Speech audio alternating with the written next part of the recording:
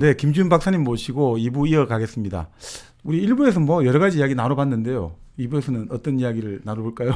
매우 여러 가지 얘기를 나눠서 네. 제가 이 정박님이랑 이렇게 수다를 계속 떨게 될 줄은 무슨 얘기를 할까 케네디에 대해서 왔는데 이제 많은 사람들이 제가 미국 갔을 때 되게 놀랐던 게 이 케네디 가문 얘기할 때 카멜롯이라고 부르는 거예요. 카멜롯. 네, 처음 알았어요 그거를. 근데 카멜롯이라고 하면은 그 아더왕 엑스칼리버. 그렇죠. 예. 아더왕과 그 원탁의 기사들 그 성 그거를 그렇죠. 이제 카멜롯이라고 얘기해요. 기네비아 왕비도 있고. 기네비아 왕비도 있고. 네. 그래서 이게 왜 나왔을까 되게 궁금했거든요. 근데 그 사람들 워낙에 이제 젊고 아름다운 이제 부부. 참 어쩌면 동화 속의 그죠. 왕과 왕비네요. 그야말로 페리테일이라고 얘기하는 그 젊고 아름다운 부부 뭐 이런 사람들 전설처럼 남겨진 거. 그래서 미국 사람들 마음속에 저렇게 남아 있나 보다라고 생각을 했었거든요. 근데 나중에 이제 좀 알고 봤더니 제클린 케네디가 부신 거래요, 그거를. 본인이. 그렇게 케네디의 시대를 카멜롯의 시대라고. 그렇게. 네. 처음에 그 얘기 들었을 때 정신이 나갔나 무슨 소리가 이게 도대체. 네. 그러니까 영국 사람들이 이 아더왕 하면은 그야말로 뭐랄까요, 그러니까 시조처럼, 그러니까 뭐랄까 가장 자랑스러운. 그렇죠. 행복했던 영국의 시절. 원형의 어떤 전설이라고 할까요, 그죠? 제일 뭐 아름답고 행복했던 시절 뭐 이런 식으로 그렇죠. 가장 빛나는 순간 뭐 이런 식으로 나오죠. 근데 케네디의 시절이 이제 그거였다라는 거잖아요. 그거를 그렇게 끌어와가지고 정치적인 마사지를 하는 거네요. 그렇죠. 그래서 정말 보여주는 거에 관심이 많고 그리고 상당히 그거가 성공적이었다. 결국 TV 토론 최초로 TV 토론을 통해 대통령이 된 케네디답게 그렇죠. 결국 그 케네디의 전설이나 신화도 결국 그런 계속해서 보여주는 걸로 결국 유지가 되고 있는 거라고. 이미지 정치의 정말 끝판왕이다라고 볼 수도 있고 처음 시작했고 또 끝판왕이기도 하고 뭐 TV 토론 같은 경우도 뭐 이건 너무나 잘 알려진 스토리이기 때문에 그러니까 뭐 닉슨하고 했었는데 닉슨은 사실 몸도 안 좋았고 그는 뭐 식중독 있어가지고 설사도 계속하고 그래서 막 여기 막 그리고 케네디는 이제 또 워낙에 또 인물도 좋고 하니까 둘이 나왔는데 너무 비교가 됐다는 거 아니에요. 닉슨은 좀 이렇게 막 호감형 막 이렇게 생기진 않았잖아요. 음울하다고 해야죠. 그러니까 뭔가 음흉하게 생긴 것 같고 그리고 지금 이제 뭐 방송 출연한다 그러면은 다 메이크업을 하잖아요. 남성분들도 그 메이크업을 하겠다 그랬대요. 그래서 이제 닉슨한테 케네디한테 갔더니 안 한다 그러는 거예요. 뭐 할 필요 없지 뭐 약간 이런 거 이제 있는 그대로 난 민낯도 좋아 뭐 이런 거. 근데 닉슨한테 갔더니 닉슨도 안 한다 그런 거예요. 케네디는 안 해도 닉슨은 해야지. 그랬잖아요. 그렇죠. 그 나이도 그렇지만 그걸 떠나가지고. 그냥 객관적으로 봐도. 근데 그런데 보니까는 더 막 이렇게 약간 초췌한 모습이 이렇게 많이 나와서 뭐 표를 많이 잃었다. 뭐 이런 전설 같은 얘기가 좀 있죠. 참 정치라는 게 어떻게 보면 우리가 생각할 때는 그저 일종의 이념과 정책을 가지고 그 지향을 가지고 내용의 어떤 실현성을 가지고 뭐 투표의 기준이 돼야 되지만 결국 마지막에 결정하는 것은 그냥 이미지, 인식 이걸로 결국 결정이 다 나네요. 그러니까 그 후보의 매력이나 캐릭터나 이런 게 작용을 많이 한다는 거죠.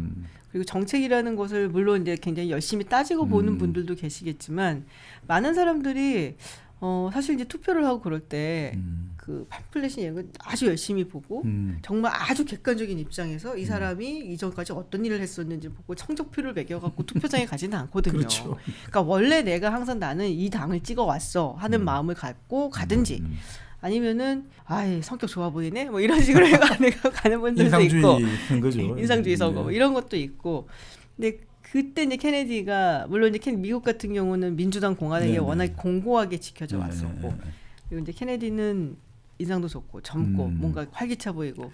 그게 어떻게 보면 1950년대 결국 어떻게 보면 전임 아이젠하워 행정부가 물론 전쟁 영웅이긴 하지만 뭔가 안정성은 주고 뭔가 관리는 잘하지만 뭔가 지루하고 답답하다. 또 영화 이야기합니다만 그 플레전트 빌 같은 영화 보면 50년대 저 그 영화 봤는데. 그렇죠.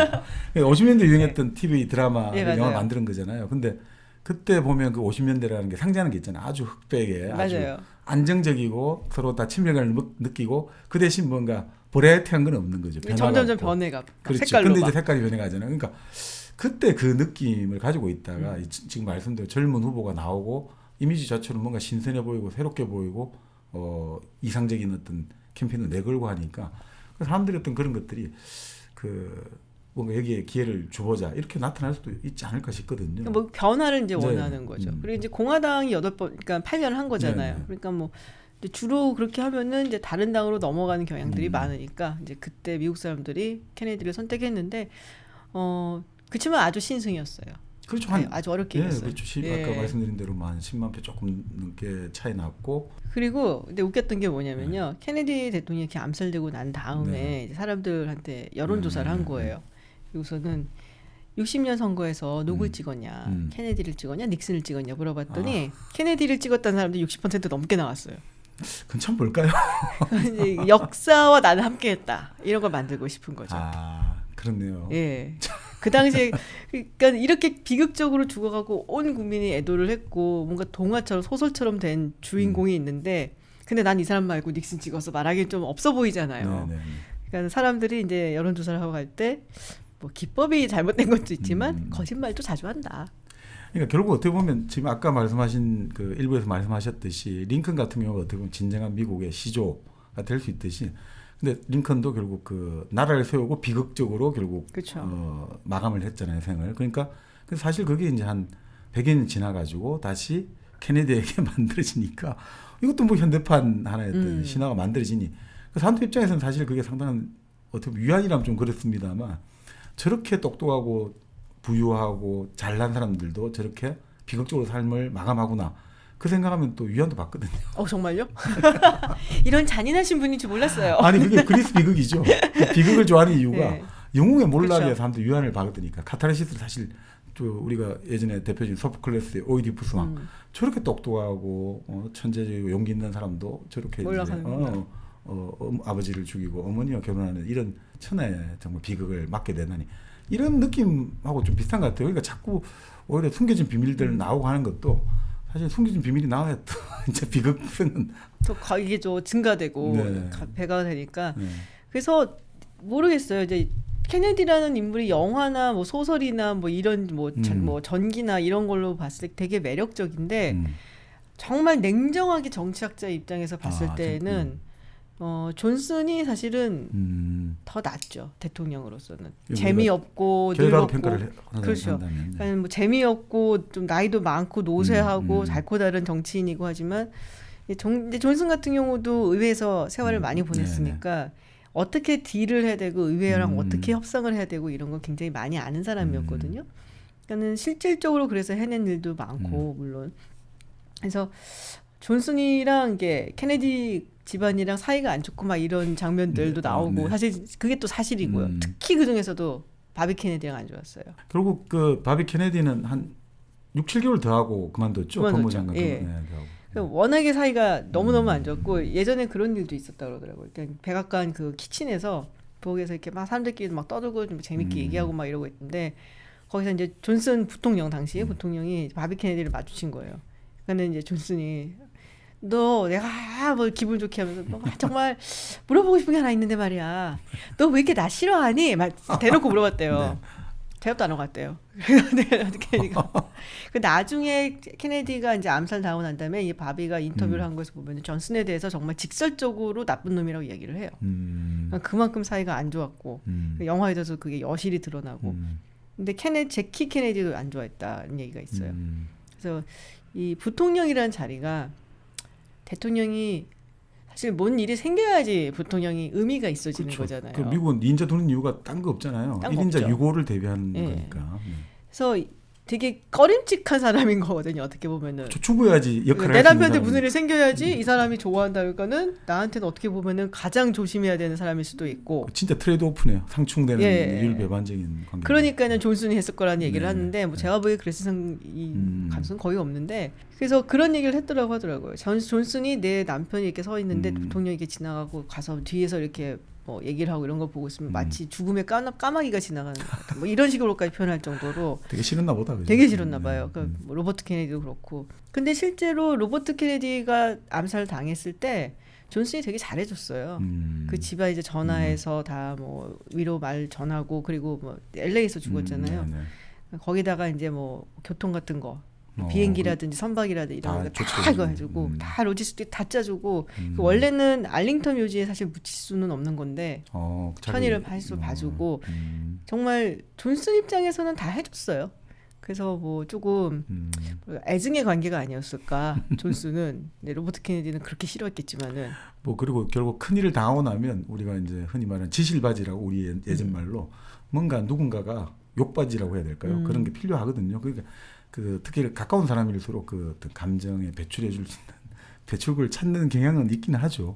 그러니까 이 사건으로 인해서 가장 큰 혜택을 보는 사람에 대해서 사실 그 감정이 다 쏟아져도 되죠. 왜냐? 너 됐잖아. 그렇죠. 그리고 이제 60년에는 사실 민주당 경선에도 치열하게 또 싸우기도 했었고 앙금이 좀 있었던 거는 맞는 것 같은데 재밌는 건 이제 바이든 대통령이 그런 얘기를 했거든요. 나는 이제 FDR처럼 되고 싶다.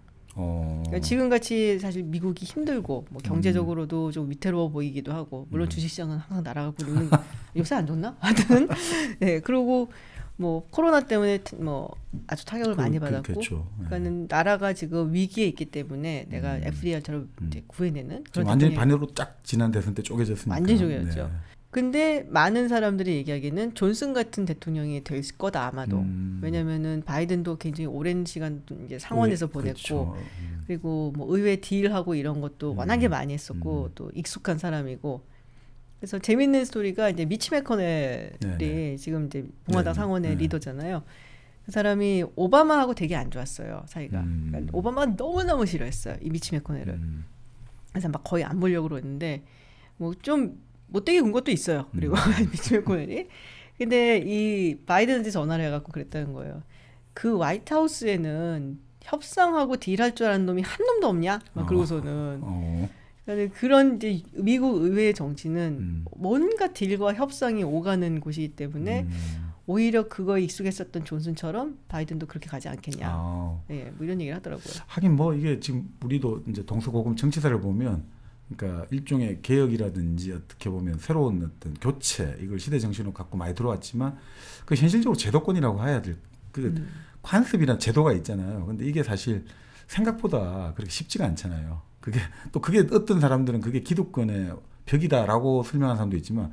근데 뭐 카멜론 얘기로 다시 돌아가자면 이 제키 오나시스가 그 처음에 이제 영화에서도 나오잖아요. 그 백악관을 이제 개보수해 갖고서는 그걸 막 투어를 시켜주고 또 이제 CBS에서 먼저 이제 사실은 그렇죠. 요청을 한 거였거든요. 그러면서 막 나와서 이제 뭘 예전에 대통령들이 쓰던 거 다 모았고 뭐 저쪽 얘기를 하는데 그건 사실은 백악관 개보수는 몇 번 있었어요. 몇 번 여러 번 있었고 그 당시에는 트루먼 대통령이 시작했던 거를 이제 제키가 이제 어떻게 보면은 마무리를 짓는 뭐 이런 거인데 거기에서 마음을 좀 많이 지었죠. 돈도 많이 쓰고. 뭐 그런 이야기도 있잖아요. 본래 이제 하도 남편이 바람을 많이 피다 보니까 이게 맞바람도 피웠지만 그래도 안 풀리는 스트레스를 그냥 인테리어 한번 쫙 개비하는 걸로. 인테리어 쫙 해주고 쇼핑 쫙 해주고. 네. 뭐 워낙 그 패션 감각이 뛰어난 데다가 거기에 관심도 많은 사람이고 했었기 때문에 그리고 원래는 이제 유러피안 패션을 되게 좋아했었거든요. 근데 영부인 되고 막 이러니까 무슨 영부인이 돈을 이렇게 옷에 많이 쓰면서 맨날 무슨 뭐 유럽 디자이너 도 옷 많이 입고 그러니까 나중에 이제 미국 디자이너 옷을 많이 입어요. 특히 이제 대표적으로 올레카시니 옷을 많이 입는데. 근데 그때도 이제 보면은 이제 뭐 구경시켜 이렇게 개보수를 했고 막 얘기고 뭐 무슨 뭐 작품을 갖다 놨고 막 그러잖아요. 그러니까 그게 굉장히 자기 삶인 사람이었던 거죠. 그런 삶을 바랬던 사람이고 귀족적인. 그러니까 결국 뭐 정말 말씀대로 그 화이트하우스를 카멜로 성으로 만들려고 했던 거네요, 그죠? 그리고 그 백악관에 이제 2층에 보면은 그 링컨 방을 소개를 해주잖아요. 그 링컨 룸 말고 또 퀸즈 룸이라고 있어요. 퀸즈 베드룸이라고. 거기에 이제 예전에 뭐 유럽에 뭐 왕비나 공주나 이런 사람들이 와서 이제 잤다. 그래갖고 이제 그걸 이제 그렇게 붙였는데 그거를 제키 케네디가 내 방 하겠다 그랬었다고. 아 그래요? 이 방 내가 쓴다고 막 그랬는데 결국은 못 썼어요. 결국은 뭐 반대가 있고 이래갖고 못 썼는데. 본인을 어떻게 생각하고 있는지를 알려주는 대표적인 일화라고 볼 수 있죠. 그러니까 이게 지금 소속 집단은 미국의 그냥 시민인데 마음은 이제 유럽의 왕족으로 가 있는. 근데 그 귀속 지향 집단은 이제 계속해서 저 왕족이라든지 귀족을 지향을. 근데 사실 그게 또 사람들이 그러니까 매력을 느낀 거 아닌가요? 어떻게 보면. 그렇죠. 미국 사람들이 그렇게 뭐 욕하거나 또 무시하거나 그래도 유럽에 대한 동경이 조금씩 다 있거든요. 그런 열등 의식이 있을 수도 있겠네요. 네, 약간 좀 문화라든지 전통이라든지 이런 데면서 좀 동경하고 조금은 좀 열등감도 있을 수도 있고 그래서 제키라는 사람을 보면은 사실은 이제 공주 같잖아요. 진짜 젊고 31살의 영부이면 정말 젊죠. 지금 생각해 보면. 그러네요. 지금 요즘 네. 뭐 이제 사회생활 가 시작하는 나이들인데. 네, 요즘은. 아유 31살에 누가 결혼해 요새. 그렇죠. 그러니까. 근데 말 그대로 뭐 요즘식으로 말하면 뭐 그 영화에 그렇게 나오잖아요. 대통령은 나라의 아버지고 퍼스트 레이디는 예. 나라의 어머니다 이렇게 나오는데 참 젊은 어머니신지. 그러니까 그리고 34살에 지금 미망인이 된 건데. 그러네요. 예, 뭐 그래서 사실 이제 그 당시에 많은 남성들이 주목을 했죠. 미인에다가 젊은 미망에다가 그리고 전 대통령의 정말 비극적으로 쓰러져간 대통령의 부인이고 뭔가 영화 같잖아요. 그냥 말만 들어도. 그렇죠. 그러니까 영화도 많이 나오고 소설도 나오고 드라마 나오고 진짜 뭐 그러니까 이게 적어도 뭐 한 500년간은 끊임없이 우려먹는 컨텐츠가 되긴 될 것 같습니다. 그쵸. 지금 당장 뭐 저희들도 이야기하고 네, 있습니다. 맞아요. 네. 근데 이제 제가 느꼈던 거는 그러니까 존슨이랑 되게 사이가 안 좋다 네. 그랬잖아요. 그러니까 로버트 케네디랑은 계속 앙숙인 사이였고. 근데 그 이런 장면 뭐 대통령 집무실을 비워달라고 한다. 뭐 또 빨리 와갖고서 뭐 들어와서 뭐 보좌관이나 비서가 와서 일하고 이런 거 보고서는 되게 기분 나빠하잖아요. 케네디 일가에서 남편을 그렇죠. 벌써 지우려고 하는 것이냐. 그래서 충분히 그 감정적으로 이해가 가죠. 근데 사실 아주 냉정하게 말하자면은 당시 미국이 처해 있던 상황을 고려를 한다면은 빨리 그걸 전환하는 게 맞긴 해요. 63년 네. 11월. 네. 그 상황에서는 대통령이 지금 뭐 유고 상태 국가는 죽었지만 그래도 미국이란 나라는 시스템으로 돌아간다는 것을 전 세계에 보여줄 필요가 사실은 있었다고 저는 생각을 하거든요. 그런 면에서 봤을 때 이 케네디 패밀리의 그런 아픔이나 상처는 충분히 인간적으로 이해가 가지만 국가적인 시각이 조금 냉정하게 바라본다면 빨리 나오는 것이 맞았다. 그 며칠 더 있었던 거죠. 그렇죠. 그리고 뭐 장례식 한다고 막 이렇게 왔다 갔다 하고 뭐, 그 의사당에 갔던 그 관을 놓고 그리고 이제 다음날 이제 장례식 행렬을 해서 이제 알링턴 묘지로 가잖아요. 뭐라 이렇게 이런 얘기를 하면은 편집해달라 부탁해야 되나? 너무 냉정해 보이는데 피도 눈물도 없는 냉혈한. 아니, 그게 아니라 이제 그게 뭐 공과 사라는 게 그런 거잖아요. 예. 이게 기본적으로 이제 그 사실 좀 그게 냉정할 수밖에 없겠죠. 그러니까 공과 사를 구분한다는 게 그런 뜻이고. 근데 참 놀란 게 우리 같은 경우는 그렇게 미국 같은 경우가 이제 공과 사가 뚜렷이 구분된다고 생각했는데 막상 영화를 보면 그렇지가 않구나. 그러니까 거기도 결국 섞여 있고 뒤섞여 있고 그걸 둘러싼 미묘한 감정이라든지 뭐 로버트 케네디가 그 누굽니까 리하비 오스월드가 케네디를 죽인 암살범이 또 나오다가 바로 잭 루비한테 총을 맞고 그 죽는데 그 뉴스를 절대 말하지 말라 하면서 사람들 보고 자 조용히 앉아라 이러니까 존슨이 갑자기 화를 내잖아요. 지금 뭐라고 말했냐고 나한테 명령을 했냐고. 대통령한테 앉으라고 말도 안 되죠. 앉으세요. 그리고 플리즈 붙여야지. 플리즈. 근데 이제 그러니까 그런 걸 보고 있다 보면 아 이거 우리 그러니까 뭐 영화의 장면인지 그러니까 그런 생각이 드는 거예요. 이거 야, 우리 생각하고 좀 많이 다르네. 우리 바로 그냥 적시로 선사한 순간부터 바로 지금 뭐 이제 백악관 다 물갈이 하고 딱 간다고 생각했는데 저렇지 않구나 이런 생각이 좀 들긴 했습니다. 그 상황에서 그리고 존슨이 세게 나오질 못하는 거는 모든 국민들이 아이고 저 불쌍한 케네디 어떡해 막 이러고 있는데 거기서 뭐 좀 이렇게 약간 이성적이고 합리적인 모습을 딱 보이면은 저 피도 눈물도 없는 저럴 줄 알았어 저 놈 막 그러면 이렇게 얘기 나올 거 아니에요. 라벨링이 그래 돼버리면 곤란하죠. 예, 굉장히 곤란하죠. 그래서 뭐 참는 거죠. 그래서 참는 거잖아요, 사실은.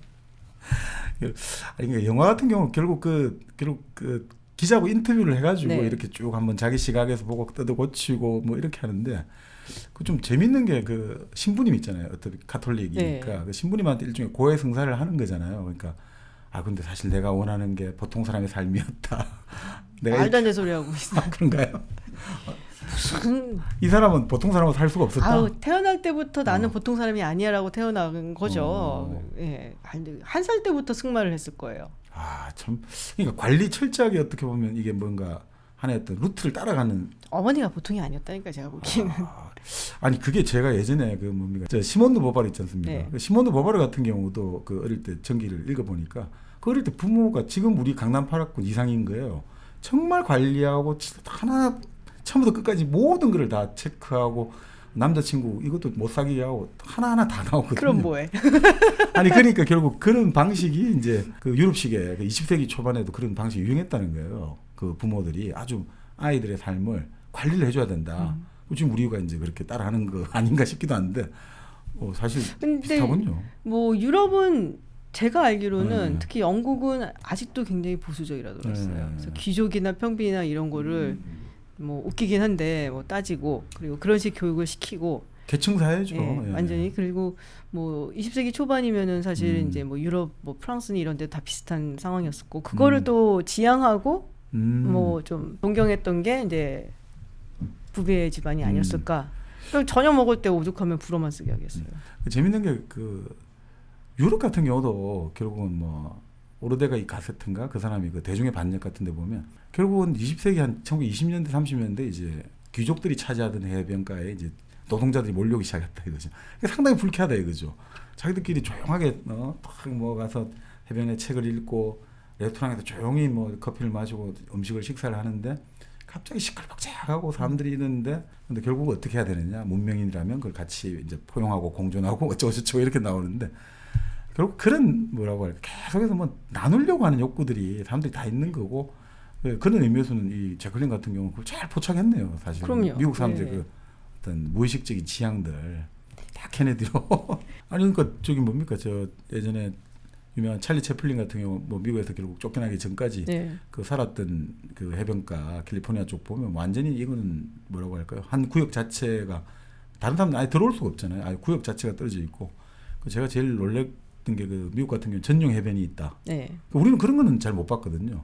물론 뭐 동해안이나 간혹 가다가 뭐 무슨 자동차 회사 뭐 직원들을 위한 공간이니까 줄 치놓고 들어오지 마세요. 그것까지는 본 것 같아요. 근데 미국 같은 경우는 개인 해변이 있고 이런 이야기 듣고 좀 놀랐는데.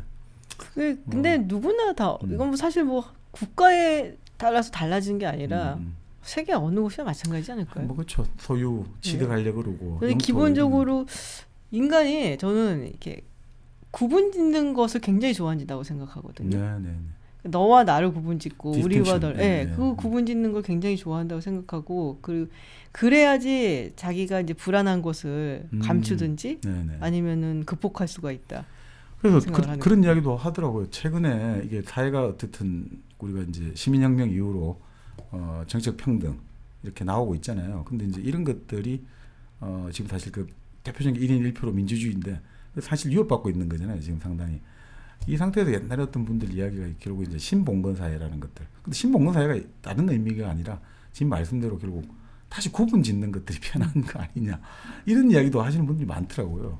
양극화라는 게 뭐 대표적일 수 있는데. 편한 것도 있지만 그걸 원해요. 제가 보기에. 원한다. 네, 저는 그렇다고 생각을 해요.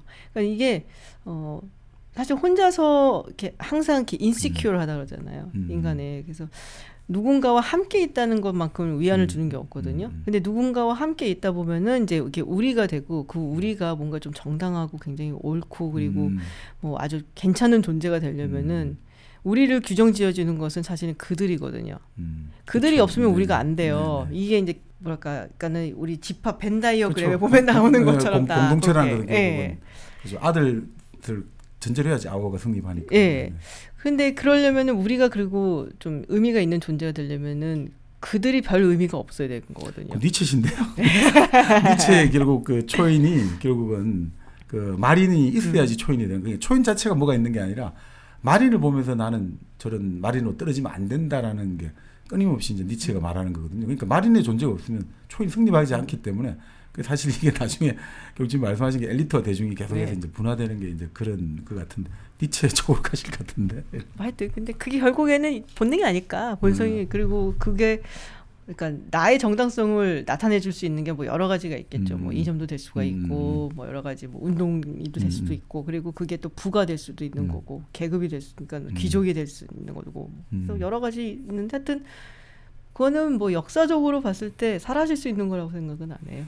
그러니까 예전에는 어떻든 그게 이제 신분, 혈통으로 왔다고 한다면 이제 그 자본주의에서는 돈으로 좀 더 적극적으로 드러났고, 근데 근본적으로 어쨌든 규정 짓는 것은 변함은 없다. 네. 요즘 또 그런 이야기는 해요. 예전에 그 로렌스 토브 같은 미래학자들 같은 경우는 이제는 이제 정신 세계의 원리를 가지고 구분이 지어질 거다. 뭐 그런 이야기 하는데 그게 어떤 형태로 나타날지는 모르겠습니다만, 그러니까 끊임없이 이제 구분하고 차이 짓는 것들 이런 걸로 결국 세상이 많이 돌아가는 것 같고, 그렇게 보면 사실 제키 같은 경우는 그런 걸 아주 잘 포착하고 그 비극 같은 경우를 오히려 아주 일종의 이건 패밀리 비즈니스까지도 활용이 되는 건데. 엄청나게 활용하는 거죠.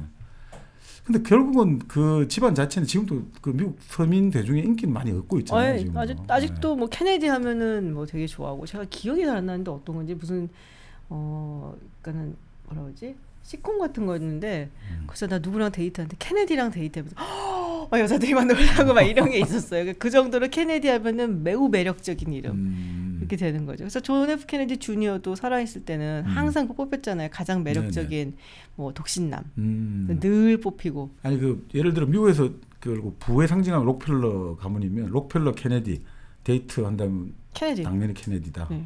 돈 좋아하는 나라 아닙니까? 뭐 케네디는 돈은 많고 일단 일단 돈은 기본이고 아주 매력적인 그런 이름으로 다가오죠.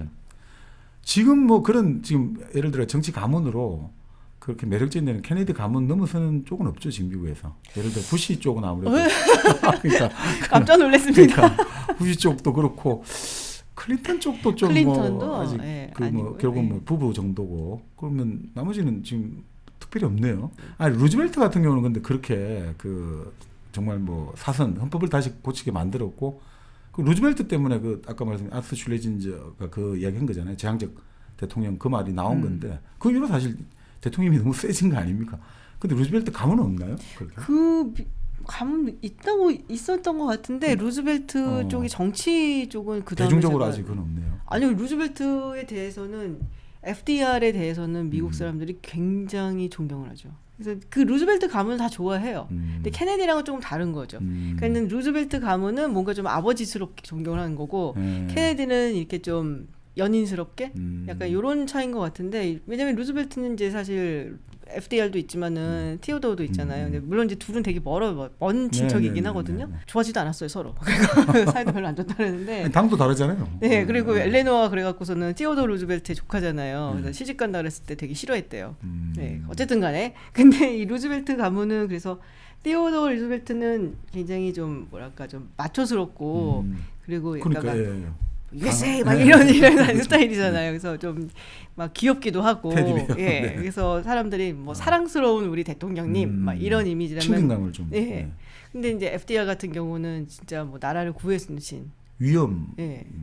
정말 최고의 대통령 막 이런 식의 이제 여기는 게 있고, 근데 뭐 그런 거 있잖아요. 조사해 보면은 가장 이제 베스트 대통령, 워스트 대통령만 나오면은. 베스트는 주로 린컨이 뽑히고 1위는. 아까 말씀 그 취지에 따라도 그렇네요. 주로 이제 린컨 뽑히고 뭐 들어가는 사람들이 그래서 루즈벨트, 뭐 FDR 그리고 뭐 조지 워싱턴 이제 들어가는 경우가 많고, 그리고 뭐 토마스 제퍼슨 같은 경우도 들어가는 경우들이 있고 뭐 이런 식으로 뽑히거든요. 사실 대통령 영부인 중에 이렇게 제키만큼 이렇게 전 세계 그리고 미국 대중 다 떠나가지고 이렇게 관심과 애정을 받는 경우는 거의 없지 않습니까? 애정은 모르겠지만 힐러리도 관심은 상당히 많이 받긴 했죠. 애정은 아니어서 그렇지. 애정까지는 아니지만. 애정은 아니어서. 여기는 좀 더 젊고 좀 더 여러 가지 비극의 주인공이고 그런 것들이 아무래도 작용을 좀 했을까요? 아, 그럼요.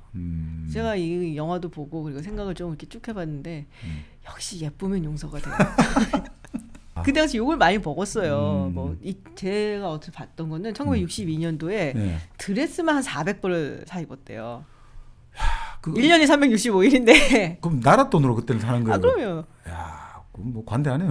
네, 그래서 뭐 하여튼 무지하게 욕 많이 먹고, 뭐 돈 너무 많이 쓴다. 그래서 백악관에서 맨날 파티한다, 뭐 이런 거. 그건 뭐 영화에서 나오잖아요. 그리고 뭐 파블로 카사스 이렇게 모셔다 놓고서 첼로 연주 듣고 막 이런 게.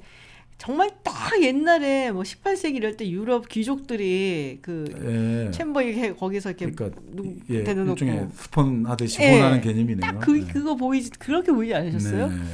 그러니까 그런 면에서 너무 좀 과하게 쓰시는 게 아니냐, 뭐 이런 욕도 많이 먹기는 했었죠. 아니 근데 참 재밌는 게 그렇게 대중의 어떤 평등 이런 거 나름 또 그 하는 강조하는 사회이기도 한데.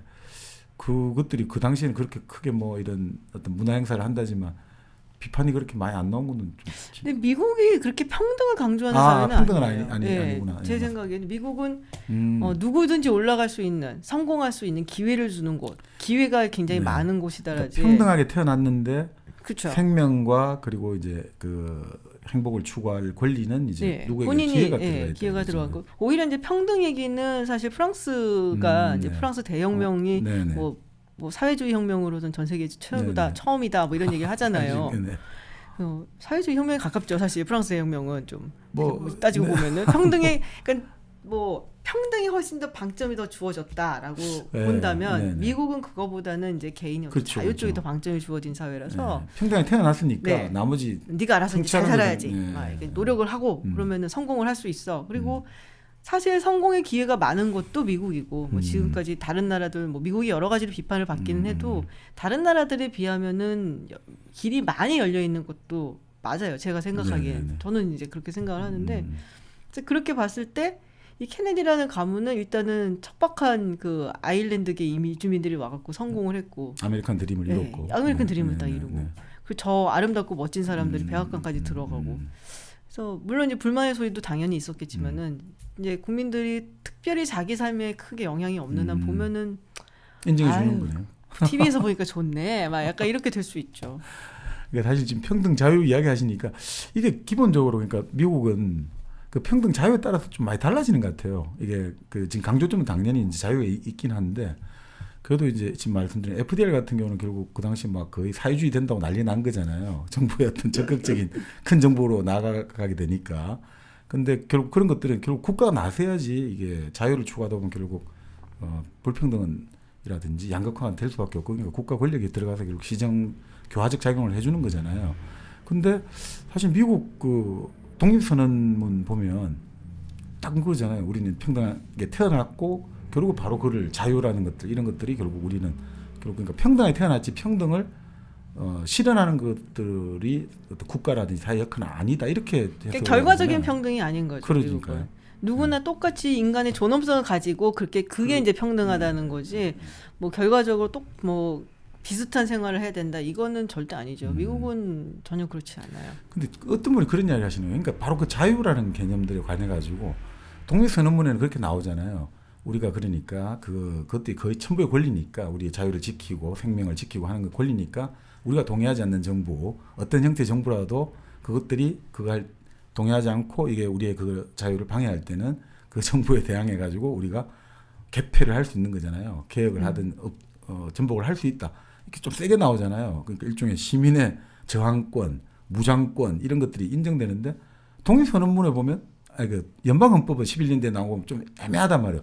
평화롭게 피스풀리 해가지고 평화롭게 집회를 할 수 있고 평화롭게 이제 청원을 할 수 있다. 이렇게 이게 좀 헌법하고 독립선언문하고 자유의 방식이 약간 다르단 말이에요. 아니 독립선언문은 영국이랑 싸우잖아요. 방장 싸워야 되니까. 그런 거고 출사표랑 마찬가지인데 사실은. 그리고 뭐 헌법이야 이제 사실은 뭐 나라를 세우는 건데 누구랑 싸워? 연방 정부한테 싸우라고. 그러니까 약간 그런 갈등이 있었어요. 연방 정부를 세울 때 연방 정부가 강해야 된다라는 사람들이 있었고, 그렇죠. 연방파들. 그리고 이제 주 정부한테 지금까지 줬던 권한 그대로 줘야 된다는 자치권. 사람들이 있고, 근데 그 지점에서 이제 합점을 찾아낸 게 사실 연방 헌법인데 저는 되게 절묘하다고 생각해요. 절충과 타협의 산물이네요. 그러니까 미국은 처음부터 태생부터 뭐 타협하고 절충하고 뭔가를 만들어낸 국가거든요. 근데 그 컬처가 정치권에 아직도 저는 있다고 생각을 해요. 면면이 내려와져 있고 그러니까 협상과 이런 걸로 시작한 나라이기 때문에. 근데 이제 최근에 뭐 그 유명한 책 있잖아요. 그 뭐야 민주주의는 어떻게 무너지는 건가. 그 책 보면 이제 결국 지금 민주주의 미국의 문제가 기본적으로 그런 상대를 그러니까 협상과 타협한다는 게 서로 상대의 존재를 인정을 해야 되는데 지금 그 문화가 많이 깨져가고 있고 특히 또 가장 그럼 힘이 있는 대통령이 자기의 어떤 권한들을 자제를 해야 되는데 그 자제를 하지 않고 오로지 규정대로 해버리면 이건 진짜 나라가 위험해진다라는 식으로 요즘 많이 우려하는 목소리도 좀 많이 나오는 것 같습니다. 뭐 양극화 얘기는 예전부터 나왔어요. 그러니까 뭐 소득의 양극화 말고 민주당하고 공화당하고 서로 너무 싫어하고 막 이런. 나중에는 그 예전에는 그 코카콜라하고 펩시콜라 차이 정도밖에 없다고 했는데 요즘은 또 완전히 달라진 옛날 같지가 않아요. 그 얘기를 이제 정말 미국 의회에서 일하시는 분들도 물론 이제 뭐 옛날에 하면 20, 30년 전 얘기지만은 네, 네. 그때는 그냥 정말 바이파티잔이란 말이 많이 나왔었거든요. 특히 뭐 외교 정책이나 이런 데 있어서는. 네, 네. 근데 요새 들어서는 자기네들 그거에 맞아도 상대당이 한다 그러면은 이제 절대로 안 해주고 뭐 이런 거. 대표적인 케이스가 오바마 행정부에서 하려고 해서 TPP 같은 거. 그거는 어떻게 보면 공화당 아젠다거든요. 네네. 네, 그래서 오바마 대통령이 어떻게든 그걸 하고 가려고 그랬어요. 나가기 전까지. 죽어도 안 했어요, 공화당이. 그러니까 정말 오바마가 하는 건 우리가 아무것도 안 해줘. 막 약간 이런 거래 갖고. Anything but 오바마. 네. 그래서 뭐 굉장히 이게 심하구나. 근데 예전에는 그래도 이게 정치권에서나 그렇게 양극화가 있지. 뭐 국민들이야 뭐 그러고 사는 거지 뭐 그랬었는데 지금은 국민들 사이에서도 결국 뭐 정치적으로 어떻든 의견 위에서 이렇게 결국 물이 뭐 오히려 파급 효과 되듯이 계속 내려가니까 뭐 사실 정치적인 양극화가 되면 이게 시민 사회도 계속 그 영향을 받는 거야. 뭐 이제 자명한 일 아니겠습니까? 요즘 우리 봐도 비슷하잖아요. 제가 그 얘기 하려고 했어요. 우리도 뭐 그러니까 애초에 우리가 아까 뭐 우스갯소리 했습니다만 정치의 본질은 어쩌고 저쩌고 통합이고 좋은 건데 실질적으로는 재선이 목표잖아요. 그럼요. 그러니까 재선을 목표로 할 때 제일 좋은 거는 내 편은 모으고 상대편은 분열을 시키면 그게 제일 좋은 필승 카드가 되니까. 물론이죠. 제가 사실 뭐 선거나 이런 거 이제 강의 같은 거를 네. 이제 많이 했었는데 제가 늘 하는 얘기가 그거예요. 선거 캠페인의 원은 이제 제일 중요한 거는 누군가를 설득시키는 게 아니에요. 네. 내 편을 어떻게 해서든 투표장에 나오게 하는 거예요. 네. 그게 제일 중요해요. 네. 사실은. 맞습니다. 네. 그래서 뭐 사람이 마음이 안 변하거든요. 변해본 적 있으세요? 누굴 찍어야지 어느 당을 찍어야지 해갖고.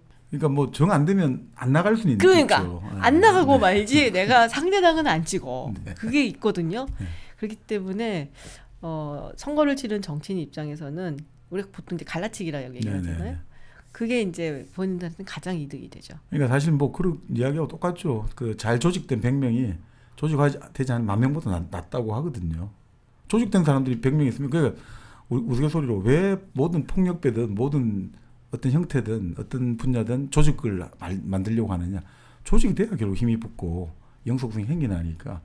그러니까 이쪽도 사실 지금 영화에 보면 결국 카멜로성을 만들려고 했는데 뭐 영화 아수왕의 전설도 마찬가지로 다 슬슬이 다들 이합집산하고 흩어지게 되듯이 이게 결과적으로는 뭐 어떻든 4년이고 뭐 좀 더 했으면 8년인데 그 흩어질 수밖에 없는 거잖아요. 그렇죠. 이게 사실은 어차피 뭐 해자 정리고 이렇게 되는데도 그럼에도 불구하고 이 사람들이 계속해서 거기에 의미를 부여하는 힘이라고 할까? 그럼 미국 사람들은 왜 뭐 제가 예전에 그 영화가 기억나요. 그 퍼펙트 월드라고 케빈 코스트너하고 클린트 이스트우드가 나왔는데 사실 별 내용은 없거든요. 이게 뭐 범죄자가 도망을 쳐가지고 엄마하고 애가 혼자 외롭게 사는데 뭐 그 클린트 이스트우드가 추적을 해오고 그 아무 내용이 없는데 그게 이제 퍼펙트 월드라는 이름이 붙여지고 그게 결국은 케네디에 대한 여러 가지 이야기라는 거예요. 결국은 사라진 아버지, 사라진 그 뭔가 꿈 이런 이야기를 많이 하는 것 같아요. 계속해서 그런 식의 의미를 참 많이 붙이는 것 같습니다. 그걸 좋게 해석하는 그 JFK를 만든 그 올리버 스톤 같은 경우는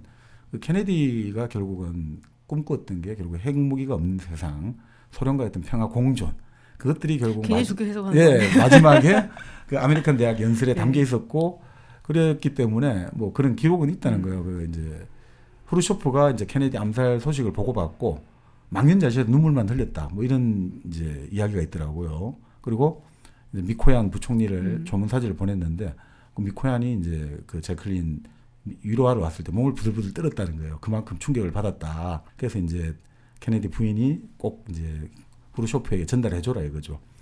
우리 남편과 당신 총리가 같은 뜻을 가졌는데 우리 남편은 이제 죽고 사라졌다.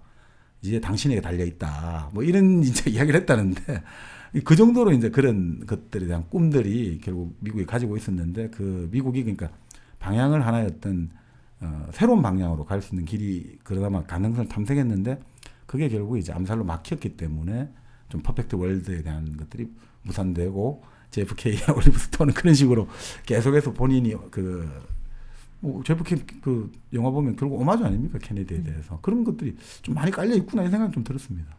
그거는 맞는 것 같아요. 그러니까 케네디가 핵 없는 세상을 꿈꿨다. 네. 이런 부분들은 이제 맞다고 생각을 하고 그거는 뭐 사실 뭐 여러 군데 네. 그런 증거들이 나와 있기 때문에 근데 이제 문제는 과연 그것을 할 수 있었을까? 그렇죠. 거죠. 네. 그러니까 이게 이제 죽음으로 비극적인 죽음으로 끝났기 때문에 그거에 대해서 우리가 굉장히 의미를 많이 부여를 하고 되게 빛나게 이렇게 만들어주고 있는데 계속해서 그거를 이루려고 나갔었더라면은 과연 할 수 있었을까와 더불어 오히려 더 어글리한 모습을 볼 수 있지 않았을까라는 생각이 좀 들긴 하거든요. 근데 그런 면에서 봤을 때 미국 사람들한테 케네디가 그렇게 드라마틱하게 비극적으로 가게 된 거는 이 아름다운 그거를 정말 빛나는 한순간을 기억할 수 있고 나오잖아요 영화에 그 장면이. 그렇죠. 그 짧았던 빛나는 순간에 예, 카멜롯이 카멜롯. 있었다. 그거를 딱 정말로 남겨주고 간 것 같다는 생각이 들긴 해요. 그러니까 이게 결국 뭐 사람은 다 전설로 먹고 사는 전화를 먹고 사는 거죠. 그러니까 이게 결국 이루어지지 않았기 때문에 더 아름답게 느껴지는 거군요. 그렇죠. 그리고 국제사회라는 것은 정글이기 때문에 네. 이걸 이제 뭐 여러 가지 이론들이 있잖아요. 네, 국제사회를 네, 바라보는 네. 이론 중에서도. 근데 뭐 저는 뭐 개인적으로 현실주의에 현실주의. 가깝기 때문에 그래서 과연 그렇게 쉬웠을까 그게. 희망을 갖고 꿈을 갖는 건 좋지만 상황에서의 우리가 행동할 때는 정말 냉철하게 행동해야 되지 않나. 아니 그 사실 그 지금 말씀하시니까 그 결국 케네디 어떻게 보면 대통령 임기의 가장 극적인 사건들은 결국 쿠바 위기였지 않습니까? 이제 쿠바에 네. 소련의 미사일이 배치가 되고 그것이 바로 이제 쿠바하고 뭐 미국 본토하고 64km 정도밖에 얼마 안 안 떨어져 되니까 있으니까. 키로도 안 되는 그렇죠. 네, 그 정도에 자, 거기에 이제 결국 그 소련의 함정이 다시 핵미사일 싣고 오고 그거를 그냥 쿠바 전역을 일종의 격리라고 해야 될까 봉쇄를 네. 하고 그 과정에서 이 전쟁 일보 직전 그 다른 영화도 있지 않습니까? 13일 전쟁 나는 줄 알았죠, 뭐 그때는. 그러니까 그때 그 사람들이 느꼈던 게 그러니까 이 핵 전쟁의 공포라는 게 정말 피부로 그러니까 어떻게 보면 정말 위험한 순간들인 거잖아요. 2차 세계 대전 이후 인류가 거의 뭐 절멸 상태로 갈 수 있는. 그러니까 그럴 때 결국 또 가장 위험한 순간을 겪었기 때문에 우리가 본래 다 아까 뭐 위험한 순간 같이 겪은 사람들에게 이 뭔가 좀 친밀감이 생겨나잖아요. 아브로시프랑 케네디랑요, 같이. 아니 그것도 있고 네. 이 사람들 국민들의 사람들이? 생각들도 위험한 순간에 결국 같이 겪다 보면 이게 그 일종의 뭐라고 할까 그 가장 어려운 순간을 같이 했다는 뭔가 좀 이렇게 끈 같은 거. 유대감이라고 할까 그런 것도 존재하는 것 같아요. 사실 그 62년이죠. 62년 10월달에 결국 그 미국의 U2 정찰기가 네. 쿠바를 찍었는데 지금 소련의 미사일 발사대가 설치되고 만들어지고 있다. 있다. 난리가 났잖아요. 그 이야기도 한번 해보시죠. 뭐. 뭐 더 할 얘기가 뭐 있나요? 그러고서는 결국에는 서로가 그러면은 우리 조금 덜 창피하게 서로 물리자 하고서 끝난 건데. 그러니까 이게 그게 둘러싸고도 계속 지금 이제 말이 많잖아요. 예를 들어 가지고 뭐 군부는 그걸 보고 완전 격분을 했다. 네. 그러니까 케네디가 무릎을 꿇었다고 보고 케네디를 지지한 사람들은 케네디가 힘을 보여줬다. 그래서 결국 후르쇼프가 무릎을 꿇었고 결국 2년 뒤에 후르쇼프가 쫓겨나는데 이 사건이 큰 역할을 했다. 이게 좀 다 달라요. 그 사실은 근데 뭐. 보고 싶은 대로 사실 해석하는 거예요. 그러니까 이걸 그거는. 나중에 결국 이건 뭐 시간이 결국 그래서 현대사는 100년 지나야지 이게 평가될 수가 없겠다. 근데 하여튼 참 위험했던 순간인 건 사실인 것 같아요. 위험했죠. 그게 이제 사실은 어떻게 보면은 우리가 전쟁이 난다라고 얘기를 하는 게 되게 아무것도 아닌 일에서 이렇게 탁 벌어지거든요. 네, 네. 처음부터 이제 강대국 둘이서 우리 그럼 전쟁 시작한다. 하나 둘 셋 땅 하고 사는 게 아니라 네. 뭔가 이렇게 탁 불똥이 튀는데 기분이 나쁜데 그러다가 한 대 툭 치면서 그러면서 이제 막 에스컬레이트 되면서 네. 사실 일어나는 거라서 그리고 그런 상황을 겪어본 적이 없었잖아요. 네, 네. 미국 사람들도 그렇고. 그래서 굉장히 일촉즉발의 정말 위험한 상황이긴 했는데 그럼에도 불구하고 공화당이나 강경파 측에서는 굉장히 비판 많이 했었어요. 그래서 이제 핵무기 그래서 그 다음에 이제 존슨이 대통령 선거에 나와서 64년도에 뛸 때 그 유명한 광고가 데이지라는 광고가 나왔었던 거고. 그것도 베리 골드워트가 네, 골드워트. 완전히 나오니까. 예. 모르겠어요. 그걸 두고 이제 뭐 말씀하셨던 것처럼 미국 사람들 중에 이제 강경파는 케네디가 바보같이 숙이고 들어간 거다라고 얘기를 한 사람들도 있고 근데 그거를 겪으면서 성숙해졌다라는 생각은 들어요. 케네디가. 그렇죠. 그 영화도 네. 보면 13일 동안에 그 완전히 뭐 정말 온갖 아무에게도 조언은 받지만 네. 결정은 자기가 해야 되잖아요. 혼자 해야 되는 거니까 정말 고뇌 그 사진 같은 것도 되게 많고 근데 그 전까지는 정말 중구난방 어떻게 할 줄 모르고 막 뭐 사건이 일어나면 거기에 사변적으로 처리를 하고 그러다가 그 사건을 정말 크게 겪고 나서는 철학이라는 거 어떤 방향으로 나라를 이끌어 가야 되는가 이거를 이제 분명히 그때는 조금 이제 알지 않았나 그러니까 62년 말부터 좀 달라지죠. 63년 때 그 이제 쿠바도 있었고 그 개인적으로 이제 그 아들을 낳았는데 이제 사살한 것도 있었고 그래서 되게 많이 변했다라는 생각이 들었어요. 그래서 아까 제가 초반에 말씀드렸다시피 뭔가 자리를 좀 잡아가는 것 같다라는 느낌이 들었는데 딱 암살이 당해서 더 봤으면 어땠을까 하는 궁금증은 남아있죠. 만약에 근데 64년 선거가 이제 예정대로 치러졌다면 케네디 재선에 별 문제는 없었겠죠. 뭐 물론 뭐 가정 보통은 뭐 재선 다 되니까 그죠. 네. 네, 특별한 경우가 아니면 카터하고 트럼프가 그죠 2차 세계 대전 이후로 뭐 부시도 있구나. 부시 근데 아버지 부시 같은 경우는 로널드 레이건하고 그 다음에 또 한 번 한 거라서 공화당이 3번 한 거잖아요. 그러니까 이게 피로감이 네. 사이에 있었고. 뭐. 네. 근데 사실 그러면 뭐 일종의 어떻게 보면 국정이 좌충우돌하고 이런 것들 보고 있으면 뭐 트럼프나 케네디나 좀 비슷하다고 볼 수도 있네요. 이게 초반에 이제 일종의 가신이라고 해야 될까? 자기들 딱 패밀리가 들어가가지고 우리가 막 그런 면이 좀 없잖아 있고 네. 일단 부인이 예뻐. 분이 젊고 젊고 예뻐요. 네, 그렇네요. 예. 그리고 근데 또 케네디는 뭐 정치 가문이었으니까요. 집안 자체가 오랫동안. 아니 또 따지고 보면 뭐 공통점을 또 따지고 보면 많겠군요. 이렇게. 예. 네. 그리고 뭐 본인도 이제 정치를 해야겠다고 다들 마음을 먹었던 상황이니까 온 가족이 정치에 매달리는 집안이죠. 근데 다 매달렸는데 또 이게 보면 그 둘째는 이제 암살 당했고 그 이제 막내 아들 유일하게 살아남은 아들 에드워드 케네디 같은 경우도 그 체피 키딕입니까? 체프크딕 거기서 차가 물에 빠졌는데 자기는 헤쳐나왔는데 같이 갔던 여기서는 익사를 해버린 거잖아요. 그것도. 그것 때문에 결국 그 발목을 잡았죠. 대통령 선거 나오려고 했었어요. 제 기억에 1976년 경선에 나왔던가 그랬었는데 뭐 별로 썩 좋지 못했던 성적으로 관뒀나 그랬던 걸 기억을 해요. 그럼 뭐 결국 그 영화에서 결국 메인 사건이 케네디 암살이었는데 그 암살 둘러싸고 참 업무는 많지 않습니까? 이게 뭐 마피아들도 있고 CIA 업무들 있고 FBI 업무들 있고 아니다 전부 다 업무에 참여했던 설도 있고 또 소련이라든지 쿠바에서 했다는 설도 있고 많긴 많은데 그 이 업무론이 좀 뭘까 뭐 물론 사람들은 이게 뭔가 확실한 걸 원하니까 이게 사실 현실에 일어나는 일들은 참 우연적이고 어떻게 보면 이런 것도 연속되는 것도 많은데 그렇게 받아들이면 우리가 살기가 힘들어지니까 뭔가 명확하게 원인 결과를 쫙 따지는 걸 좋아하긴 합니다만 업무론 중에 혹시 뭐 개인적으로 마음에 드는 업무론이 있습니까? 이건 뭐 업무론이 맞다가 아니라 개인적으로 마음에 드는 업무론. 지금 보니까 제가 좀 찾아보니까 마피아들이 아주 본류로 많이 잡고는 있더라고요. 네. 그러니까 이제 마피아들이 그 뭐 마피아 역사까지 다 하면 좀 그렇습니다만 40년대 이제 그 마이애미에 있던 그 마이어 랜스키라는 그 플로리다 그 마이애미의 그 마피아 두목이 그쪽에 살던 바티스타 그 쿠바의 대통령하고 이제 은퇴에 있었던 바티스타를 만나 친하게 지냈는데 바티스타가 다시 쿠바로 복귀하면서 이제 얘를 끌어들여 갖고 카지노를 하면서 이게 잘 됐단 말이죠. 그런데 이제 계속 이제 결국 쿠바도 내정이 불안해지고 하니까 이 그 마피아 입장에서는 좀 미국 정치인이 필요한데 그 제일 전도 유명한 사람을 살펴보니까 케네디가 있다 이거죠. 그래서 케네디를 한 57년부터 거의 한 1년 반 정도를 극진하게 놀러 오면 대접을 했다는 거예요. 그러니까 뭐 올 때마다 이제 최고급 에스코트 글들을 넣어주고 뭐 이런 식으로 자기들은 이제 케네디는 자기끼리 노는 줄 아는데 자기들이 딱 그 창문 이제 이거 자기들 지켜봤다 사진 다 찍었겠죠. 뭐 이런 식으로 나와가지고 잘해줬는데 그래서 케네디가 근데 혁명이 일어났지 않습니까? 58년 12월, 59년 1월 1일자로 이제 바티스트는 도망을 치고 결국 카트로가 정권을 잡았는데 그 이후로 이제 그 카지노를 다 국유하면서 완전히 빈털터리 됐다 이거죠. 근데 케네디 대선 때 공약은 쿠바를 찾겠다 이거잖아요. 그런데 딱 정권을 잡자마자 오히려 범죄와의 전쟁을 해버리니까 완전히 뭐 그리고 피그스만 작전도 개판으로 하니까 이제 원한이 쌓였다.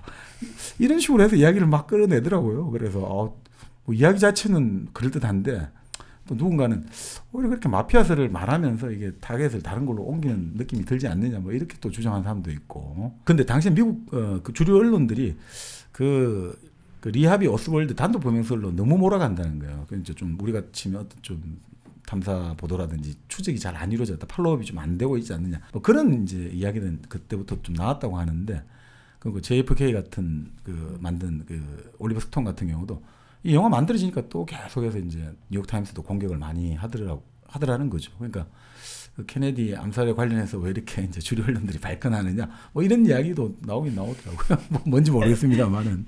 네. 마이어 랜스키 유태인인데. 그러니까 사실 또 재미있는 게 그 미국의 그 유태인들이 금융을 장악하고 있지만 노조도 그 세뮤얼 곰퍼스 같은 사람도 바로 유태인이잖아요. 그러니까 이 유태인들이 요소 골목을 잘 잡고 있는 것 같아요. 금융, 노조. 그러니까 소수라도 딱 여기를 잡으면 꼼짝 못하게 만드는 목줄을 잡고 있는 거 아닌가 이런 생각. 마피아가 이제 노조를 나중에 그렇죠. 진출을 하죠. 네. 그러니까 이게 뭐 특히 뭐 금주법이 이제 철폐가 되고 뭐 그러고 가서 이제 뭔가 먹고 살 거를 이게 해야 되는데 그 얘기를 했다 그러더라고요. 그 알카포네가 그리고 우유 배달을 그러니까는 신선한 우유 배달을 하는 네, 그거를 이제 시도해 갖고 네. 많은 사람들이 상한 우위에서 벗어나게 하는 굉장히 좋은 역할을 했다. 아주 공헌을. 네, 뭐 그런 얘기가 있더라고요. 대중보고. 네, 우유 사람들이 다 먹는데 술은 일부만 먹지만. 그렇죠. 네, 그래서 하여튼 뭐 그런 얘기 어쨌든 간에 그래서 금주법이 이제 끝난 다음에 뭐 뭔가 할 일 뭐가 없을까라고 이제 찾고서는 봤더니 노조에 높는 돈이 많더라. 그래서 이제 본격적으로 노조에 들어가 갖고서는 노조와 손을 잡고 이제 결탁해서 일을 하기 시작을 하죠. 그렇게 보면 그게 대표적인 사람이 이제 지미 호파. 그렇죠. 지미 호파 같은 경우는 결국 이제 자본과 대항을 하기 위해서는 나는 악마도 손을 잡아야 되니까 이제 마피아하고도 손을 잡겠다. 근데 지금 재밌는 게 그 미국도 세습 사회 같아요. 그 지미 호파가 그리고 그 이제 실종됐지 않습니까? 근데 지금 아들이 20년째 하고 있더만. 맞아요. 그 이름이 뭐였지? 그러니까 아들? 호파는 호파인데. 그러니까 이걸 보니까 야 이게 크구나 그런 여기도 뭐 일종의 하나의 어떤 그거를 기반을 정초를 했다고 해야 될까 이런 사람의 영향력이라는 게 참 무시 못하구나 이런 생각도 좀 들고. 근데 그 덕분에 노조에 대한 이미지가 되게 안 좋아졌어요. 그러니까 이 범죄 조직과 손을 잡았다 이런 것들이죠. 지금도 근데 팀스터 노조는 아직도 활발하죠 하기는. 글쎄요. 근데 미국 노조 활동이 지금 아니, 팀스터 활발한 잘 모르겠어요. 하긴 뭐 워낙 근데 결국 이래 보면 그 미국의 노조라든지 여러 가지 어떤 좌파 시민사회 힘이 약화시킨 1등 공신이랄까 이 사람은 후보 아닙니까? 그렇죠. 참 이거 근데 후보 같은 경우는 조직 범죄는 그렇게 신경을 안 쓴 거잖아요. 본인의 안위에 굉장히 신경을 많이 썼죠. 본인의 안위에 신경 쓰려면 그래서 결국 막 대통령도 뒷조사하고 아니고 공안이잖아요. 결국은 그러니까 수많은 사람들의 이제 우리가 말하는 조난 카드를 딱 가지고 그러니까 종신을 했죠. 결국 죽기 직전까지 복장을 했으니까 참 그러고 보면 대통령도 갈아치운다만 좀 어편이 있습니다만 대통령도 함부로 갈아치울 수 없는. 여기서 그러니까 우리가 얻어야 되는 교훈은 그거예요. 세상에서 제일 중요한 건 정보다. 정보. 그렇죠. 결국 나중에 보면 정보를 공급한 후보는 살아남았고 정보를 공급받는 입장에 있었던 그 메카시 같은 경우는 결국 또다시 변덕스러운 대중 여론에 또 희생될 수도 있고 정보가 제일 중요하네요. 그럼요. 정보가 아주 중요하죠. 현대도 마찬가지고. 근데 어쩌다가 여기까지 왔지 얘기가. 근데 이제 60년대 같은 경우는 미국이 국내적으로는 이제 민권 운동이 막 일어나기 시작을 했었던 해잖아요. 그리고 물론 이제 50년대부터 사실 그런 조짐들은 다 있기는 했어요. 54년도에 그 연방 대법원의 판결이 있었고 그 브라운 vs 보드 오브 에듀케이션이라고.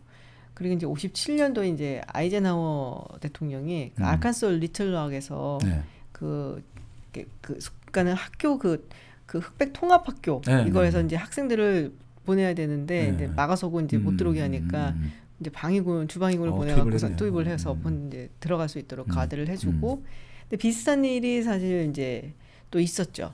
케네디 대통령 때. 그때는 저기 알라바마. 알라바마에서 조지 월러스 주지사가 안 된다고 뭐 세그리게이션 투데이, 세그리게이션 뭐 투모로우, 세그리게이션 포에버 막 이러면서. 그 조지 월러스 나중에 또 완전히 개심해가지고 다시 흑인들이 지지를 받아가 네 번째 당선되지 않았습니까? 네, 그렇죠. 조지 월러스 나중에 그 미안하다 잘못했다고 그게 조지 월러스였나? 그랬을 거예요. 그리고 이제 그래갖고 케네디가 그거를 설득을 해보려고 저 전화를 하고 막 그랬었어요. 근데 그것만 봐도 왜 제키 로빈슨이 케네디를 지지를 안 했었던 건 사실은 알 수는 있어요. 근데 전화하는 내용이 이제 그 녹음된 게 있어 들은 적이 있는데 거의 뭐 살살 기어요. 플리즈 제발 아주 그러지 말고 뭐 그러니까 대통령의 이런 권위 이게 아니고 그러니까 오히려 이제 조지 월러스 막 되게 대놓고 막 뭐라고 하는데 케네디는 잠깐만 거버너 잠깐만 막 약간 이런 식으로 대통령 되고 나서 이 모든 상황이 굉장히 버거워하는구나라는 느낌이 좀 되게 많이 들었어요. 그 녹음 내용을 들으면서. 네. 그리고 이제 그 민권 운동에 아주 진지한 생각은 안 해봤고 그는 뭐 계속 말씀드리는 거지만 국제 문제도 그렇고 국내 이제 특히 민권 운동 같은 것도 그렇고 그 자리에 들어가서 조금씩 익어간 것 같아요. 그러니까 어떻게 보면 지금 아까 말씀대로 이야기를 한번 쭉 들어보면 아버지가 철저하게 대통령 그러니까 내용이 중요한 게 아니라 대통령 자리를 일단 대통령이 돼야 되는 거예요. 그렇죠. 그러니까 이게 사실은 그게 맞춰질 수밖에 없으니까 이게 뭐 나라를 경영하기 위한 어떤 그 제왕학이라고 할까요? 어떤 이런 공부하는 게 아니라 어떻게 모든 게 초점이 맞춰져 있다 보니까 사실 내용은 채워지기가 힘들었겠네요. 예, 들어가서 채운 거죠. 그러니까요. 네. 결국 인턴하면서 대통령 인턴하면서 채우면 된다. 그러니까 물론 이제 뭐 하원 의원 생활도 좀 했었고 상원 의원 생활도 했지만, 예, 뭐 둘 다 하기는 했었지만은 그런 막중한 책임이 있는 자리에 그런 엄중한 시기에 들어가서 하기에는 경험이 좀 없었다. 그래서 사실 그래서 닉슨이 만약에 그때 대통령이 됐었으면 어떻겠나. 닉슨은 그 당시는 한 50 정도 됐죠 나이가 그 정도. 예. 별 차이 안 났을걸요 그래요? 케네디랑. 예. 그리고 부통령이었잖아요. 예. 아이젠하워에. 8년을 했죠. 그리고 닉슨이 굉장히 머리는 좋았거든요. 똑똑하고. 그렇죠. 그런데 이제 결국 돈이 없어가지고 그 학부는 네. 결국 동부를 그 전액과 생활비를 제공 못 받으니까 서부에 나오고 그 로스쿨은 동부에서 다녔죠. 어디는지 정확히가 기억이 안 네. 나는데 근데 닉슨이니까는 뭐라 하지 많은 사람들이 얘기하기를 말하면 되게 기분 나쁘고 음흉한데 그 특히나 외교 정책 같은 데 있어서는 정말 발군의 실력을 발휘하는 사람이다. 뭐 닉슨 독트린부터 시작해서 네. 중국과 결국은 앞을 많이 내다보는 네네. 그런 스타일이라고 볼 수가 있겠죠. 사람을 쓰는 것도 그랬고. 근데 뭐 이런 식의 비교하는 게 사실은 의미는 없는데 그 상황에서 케네디가 됐던 게 뭐 미국 역사에서 상당히 흥미로운 장식을 하기는 했었지만은 그러니까 이게 제가 매력이 없는 부분이에요. 그런 막 페리테일 뭐 동화 같은 얘기를 보고서 매력적이고 멋있어 막 이렇게 되는데 재미없고 보링하고 이런 사람들이 대통령이 되는 게 오히려 낫다라고 생각하는 스타일이라 갖고. 아니 근데 이제 결국 이럴 수 있죠. 지금 말씀대로 근데 60년대가 미국에서 그 케네디 암살이라든지 케네디 형제의 암살로 그 여러 가지 상징될 만큼 좀 사회적인 불안하다고 볼 수 있잖아요. 대통령도 암살되고 대통령 후보도 암살되는 시대고 뭐 마틴 루터 킹도 그렇고 그 시대를 거치다가 70년대가 경제 불황이 오니까 그 사람들 자체가 결국 그 불안과 불황의 어떤 그 불확실성 때문에 이제는 우리에게 좀 듣기 좋은 말 해준 사람, 희망과 꿈을 주는 사람, 우리 이길 수 있다고 생각하는 사람. 그래서 결국 레이건이라는 배우가 대통령이 된 거 아니냐. 이렇게 이제 해석하는 역사학자들이 있더라고요. 결국 사실은 60년대 불안이 그리고 70년대 불황이 만들어낸 게 사실 레이건 아니냐. 그러니까 사실 지금 생각해 보면 이건 어느 사회나 비슷한 느낌을 줄 것 같아요. 사회적 분위기가 근본적으로 60년대가 해방이 되고 개혁이 이루어지고 이런 것도 있지만 백래시가 왔잖아요. 반동이 오기 때문에 반동이 오면서 또 결국 닉슨이 당선되고 70년대 또 여러 가지 경제적인 불황이 오고 이럴 때 반드시 사회가 선택하는 것들은 뭔가 큰 소리 치는 사람 이런 어떤 뭔가 우리에게 뭔가 내일을 열어줄 것 같은 리더십에 혹하는 경향이 상당히 그럼요. 희망, 변화 뭐 이런 게 항상 어려운 시절에는 이제 원하게 되는 거죠. 레이건 같은 사람이 딱 얼굴만 봐도 희망차잖아요. 레이건 대통령도. 그렇지. 그러니까 역시 인물이 좀 좋아야지. 그러니까 이게 결국 뭐 그런 우스갯소리 하잖아요. 정치에서는 딱 그 길거리 나와가지고 악수를 하는데 3명 중에 1명한테라도 뭔가 악수를 해볼 때 느낌이 안 오면 정치하지 말라고 하거든요. 3분의 1을 받아야 된다는 거예요. 그러니까 무작위로 악수를 할 때. 예. 3명 중에 1명의 어떤 호감을 받아낼 때 이제 정치를 계속하면 되는데 더 이상 안 되면 하지 말라고 하죠. 네. 그런 이제 현장 이야기도 있죠. 현장 매뉴얼도 있죠. 네. 근데 뭐 레이건 같은 경우는 이제 지금 공화당 사람들 그리고 현대 보수의 아버지라고 또 다들 얘기를 하고 있고 대부분의 뭐 공화당 사람들은 정말 존경하는 대통령으로 꼽으니까. 그러니까 레이건 때 사실 지금 예전에 뭐 그 이제 그 바로 아들 부시 행정부 때 활약했던 네오콘들도 레이건 때 많이 그렇죠. 영향받은 네. 교육받은 사람들 아닙니까? 그렇죠. 네. 그 네오콘은 그리고 이제 어떻게 보면은 완전히 왼쪽이었던 사람들이 사실 네오콘이 된 거거든요. 그러니까 참 그것도 참 예. 이게 이제 지나치게 뭐 국가를 부정한다든지 또 지나치게 반공의 그걸 보고서는 이건 아닌데 하고선 돌아선 사람들이 사실 네오콘을 되게 많이 갔거든요. 그러니까 사실 레이건 같은 경우는 그 당시 인기가 거의 뭐 어떤 보면 거의 7-80% 이상 달했다. 대중들의 인기는. 왜냐하면 뭐 그러니까 이걸 이길 수 있는 사람이 없었다. 그 없었죠. 당대에는. 없었죠. 84년 선거에서 이제 먼데일이 나와갖고서는 하나 자기주 하나 건졌을 거예요. 제 기억에. 아, 그 정도로. 네. 완전히 쓸었죠. 완전히. 네. 그건 결국 뚜렷한 목표가 됐잖아요.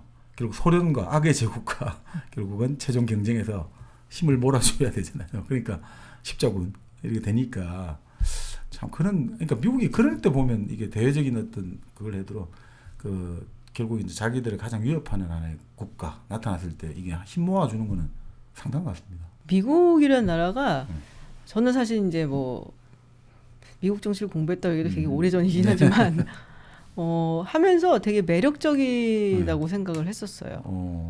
굉장히 분열되어 있는 것 같은데 또 굉장히 통합이 되어 있는 곳이고 그리고 그 지역마다의 특색도 너무 달라서 이거는 하나하나 다 봐야지 너무 재밌다 막 이런 생각을 했었거든요. 어쩜 이렇게 바로 옆에 붙어 있는 주인데도 다르고 그래서 그런 시스템도 되게 다르서 너무 재밌었고 근데 거기 있는 사람들이 이제 전부 다 동일하는 거는 우리가 상상을 초월하는 애국심들을 가지고 있어요.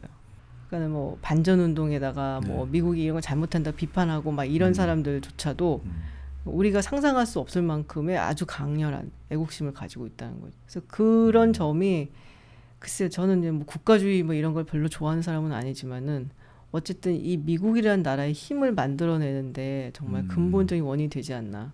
아니 그 노인을 위한 나라는 없다 영화에 보면 저 그 영화 안 봤어요. 너무 잔인하고 그래서. 아 그런가요? 아니 나 잔인한 영화를 못 봐요 제가. 그렇게 그게 사실은 제가 하베를 받으면 되게 좋아하는데 못 보겠더라고요. 그게 이제 우스갯소리로 그 움베르토 에코가 한 이야기인데 사람들이 그런 막 피와 살이 튀고 그다음에 재난 영화 이런 거 있잖아요. 근데 그 열광하잖아요 대중들이. 전 안 해요. 근데 그걸 보면 뭘 느끼냐면 이게 다 픽션이야. 라고 생각하니까 오히려 더 안심을 하기 때문에 열광한다는 거예요. 그러니까 보시면 더 괜찮을 것 같은데. 저는 그런 걸 못 봐요. 전생에 그러고 죽었나 봐요. 아유, 뭐 근데 거기 보면 그 나오죠. 그러니까 그 등장인물이 그 국경을 왔다 갔다 하는데 이게 좀 수상하잖아요. 근데 딱 자기가 이제 참전 용사다 이거죠. 그냥 바로 프리패스 해주거든요. 참전 용사 프리패스. 그러니까 그런 거 보면서 야 저긴 생각보다 근데 결국 그럴 수밖에 없겠다는 생각 들어요. 아까 말씀드린 역사라든지 전통이라든지 이런 문화 같은 경우가 공유되는 어떤 것들이 전 세계에 다 몰려들고 하다 보니까 결국 그걸 다양한 어떤 인종과 다양한 어떤 집단을 묶어낼 때는 결국은 이 나라라는 것들 애국심 이게 제일 가장 강조되고 이게 가장 중요한 거 아닌가. 그러니까 뭐 맨날 뭐 베테랑 한 명이 뭐 지역에서 사망을 할 때 갑자기 뭐 정치인들도 오고 뭐 수백 명 수천 명이 그 장례에 참석하고 이런 걸 또 국가적인 언론에 보도도 하고 이런 걸 보면서 야 이게 또 우리하고는 또 좀 다르구나 이런 생각이 많이 들었죠. 그러니까 이게 우리는 이제 민족을 되게 강조를 하잖아요. 근데 미국은 민족을 강조를 할 수는 없는 나라죠. 그렇죠. 그러니까 뭔가 이제 개념을 하나 가지고 굉장히 상위적 개념, 뭐 자유, 민주주의 뭐 이 개념을 가지고 이 국민을 하나 묶는 거죠. 민족 강조하면 내전기는 날 거 아닙니까? 전부 다 거기 독일, 아일리시, 그렇죠. 앵글로색슨 그리고 뭐 일본, 그 뭐 중국, 와 이거 뭐 잘못하면 정말 뭐 난리가 나. 그러니까 전부 다 다른 민족이고 다 다른 뿌리를 가지고 왔지만 이 민주주의, 자유 뭐 이거를 가지고 우리가 뭉쳐 있는 것이다라는 되게 숭고해 보이잖아요. 또 그런 얘기를 들으면은. 근데 이제 그러니까 그게 어떻게 보면 상당히 추상적 가치인데 그 이념적인 나라잖아요. 그러니까 어떤 분이 그래서 바로 미국이야말로 정말 이념적 원리주의가 지배하는 나라는 거. 바로 그 애국심이라는 이게 너무너무 세다는 거예요. 그렇죠. 그런 이야기도 하더라고요. 근데 그게 결국에는 미국이 여기까지 오게 하는데 이게 다른 사람들 정말 다양한 사람들이 모여서 삶에도 불구하고 여기까지 오게 하는데 가장 중요한 원동력이 됐다고 저는 생각을 해요. 그런 이야기를 많이 하시더라고요. 지금 사실은 그 60년대 여러 가지 사회적 불안정성도 정대됐고 물론 변화도 개선도 됐지만 70년대 이제 베트남 전쟁 때문에 여러 가지 전비를 써가 완전 미국이 이제 몰락한다라고 봤는데 그리고 미국 제국주의가 비판을 많이 받았는데 그때 미국을 건진 게 뭐냐 이거죠. 그때부터 오히려 카운터 컬처가 나오면서 이게 오히려 전 세계 젊은이들이 우상이 됐단 말이죠. 오히려 그러니까 지금 어떤 미국이 보여줬던 제국주의에 사람들이 오히려 분노를 해야 되는데 미국이 스스로 반성한 걸 보여준다는 거죠. 할리우드 영화에 반전자가 나오고 그러면서 오히려 미국이 완전히 새로운 방향으로 오히려 또 사람들의 어떤 마인드를 사로잡았다는 거죠. 그러니까 지금 말씀대로 다양성이 존재하니까 오히려 한쪽 방향이 휩쓸어 가가지고 이 사회가 끝날 것 같은데 다른 카운터가 있기 때문에 반드시 교정작용을 한다는 거죠. 그게 우리가 보면 우리가 좀 약한 지점이 우리는 완전 한쪽 방향 가버리고 이게 끝나버리면 대체 세력이 없잖아요. 이거 뭐 이게 잘못돼서 뭐가 다른 대체가 있어갖고 이걸 다시 받아줘야 되는데 한쪽 갔다가 다 꺼버리면 다 끝나버리니까 이게 좀 아쉬운 것 같아요.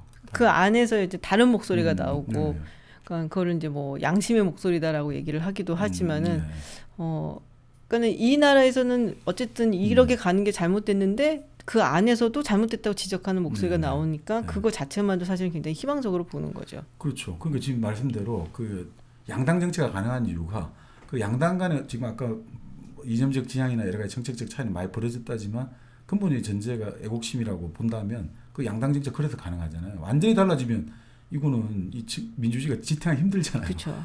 한 정권이 집권인데 다른 정권이 들어서 지금까지 정책이 180도 바꿔지버리면 이건 뭐 할 수가 없는 건데 그 전제 어떤 접착제가 애국심이라는 게 있으니까 그 미국이 뭐 어느 정도 또 그러니 저러니 해도 자기 교정작용이 있는 거네요. 그렇죠. 그리고 제가 그 트럼프 대통령이 당선됐을 때 그때 오바마 대통령이 당선되자마자 바로 다음 날이었나 이렇게 로즈가든에서 연설을 해요. 그러면서 얘기를 하는데 뭐 지금 실망한 사람들도 있을 거고 굉장히 좋아하는 사람들도 있을 텐데 민주주의가 그런 거다. 이쪽으로도 가고 또 저쪽으로도 가고 그게 누가 잘못된 것도 아니고 그러니까 우리가 서로에게 이제 기회를 주면서 함께 뭐 믿으면서 우리의 뭐 펠로 시리즌을 믿으면서 우리 함께 가자. 그리고 그런 이제 약간 민주당 사람들한테 위로의 메시지 이런 걸 던지거든요. 근데 그게 사실 이제 미국이 걸어온 길이죠, 여태까지. 그리고 그렇기 때문에 미국이 지금까지도 지탱을 했었고 세계 최강대국으로 아직까지도 군림을 하고 있는 거고. 어떻게 보면 아니 뭐 이런 비유는 너무 많이 제가 영화 많이 인용합니다만 그 스피드에 나오는 설정하고 비슷한 것 같아요, 미국이.